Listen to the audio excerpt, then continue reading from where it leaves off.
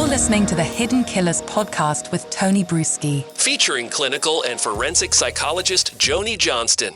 We're talking about BTK with Joni Johnston. I saw your name pop up on a list with that, with the nationwide task force that's being put together, along with a lot of other friends and guests that have been on this show on a regular basis. Tell me about that. Tell me about the task force. What is your role within that, and where does that go from here? Well, it's really interesting because it's a multidisciplinary group, obviously, which I think gives us a lot of advantages in terms of being able to see things from a lot of different perspectives.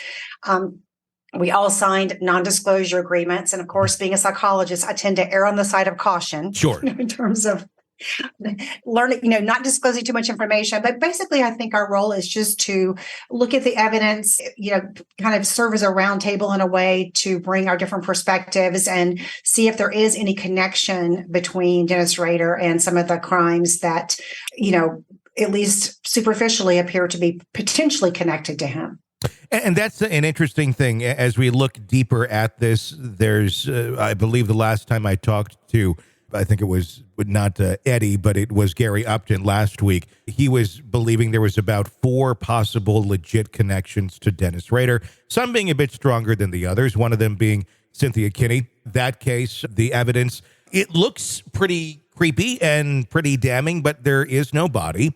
And all we really have is Dennis Rader's writings at this point, possibly some connections with photos. It'd be interesting to see how that all pans out once they get more of the evidence and such in from Wichita to kind of peruse and go through that sort of stuff. Absolutely. And I think that's a challenging thing when you're talking about drawings and things like that is, we know that serial killers, particularly sexually motivated ones, oftentimes will, journal or they'll write or they'll draw, both fantasies that they have as well as potentially crimes they've committed. Mm-hmm. And so it's difficult to separate that out, which is why you have to go look for the evidence to see which one is true.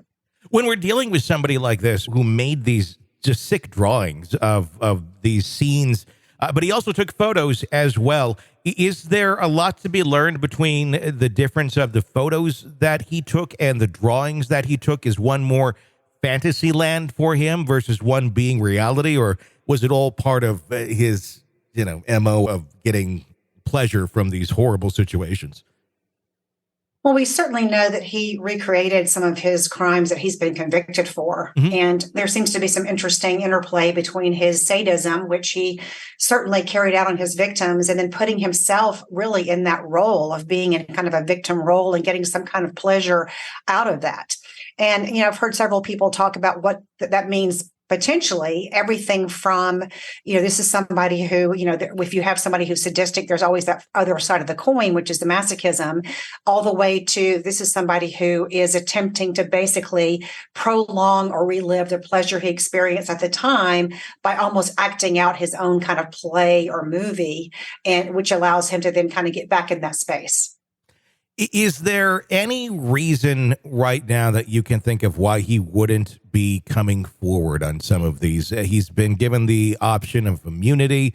He's getting pretty up there. I know that Carrie has said that his physical health is not in good shape at all. He's a shell of what he used to be, but she says that his mental acuity is very much there. Is this... I guess that is the question. Why wouldn't he not at this point come out and say something, or is he still waiting to really get his game going? Well, I think that's a very good question. And I think obviously only he knows the answer to that. Mm-hmm. Carrie, I think, is probably the second best person to ask because she really has done an amazing job assisting, the task force as well as law enforcement in general for years on helping to close some of these cases and find answers. So I'm sure she has a good sense of that. Are there possible reasons? Well, there's been a lot of suspicion that he began his history of violence when he was overseas in the Navy. And to my knowledge, he's never come out and talked about that. Now, again, there's no hard facts that I'm aware of that say for sure that he did that. Mm-hmm. So, I don't think we can rule out just the fact that just because he has not come forward, if he in fact is involved in any of these additional murders, I don't think we can rule him out. But it does raise a question. Why wouldn't he? Mm-hmm. But I think it's also important to note this is somebody who's been silent for years. Yeah. He hasn't talked to law enforcement for 18 years until the, Rex Heuermann case came out with the alleged Long Island serial killer. So I think there's a lot of questions that we need to get some answers to. Yeah, I mean, it seems like he has been trying to get some attention within the media with Heuermann. He's also been commenting on the Kohberger case since that came out. Almost becoming a resource in some sick ways, where people wanted to hear, what does BTK think of this situation or that situation? And really very much seeming to enjoy the publicity, which I'm halfway wondering if some of that publicity has stirred some of this up in him. But the way that this all began was not BTK saying, hey, I think I'm going to put some clues out there about this woman in Oklahoma at a laundromat years ago. That was actually the work of some of the investigation done by Sheriff Eddie Virden and the Osage County Sheriff's Office. I do have a little bit of issue with what's going on, and I'm just concerned that there's a little bit too much overzealousness going on. Let's try and find another BTK victim. I think it's wonderful if they can. Obviously, it's a horrible thing, but hopefully it could find some closure for those families. But I do have concern of is everyone in this circle operating on the same page? I know many are. Obviously, Carrie, yourself, and many others on that task force.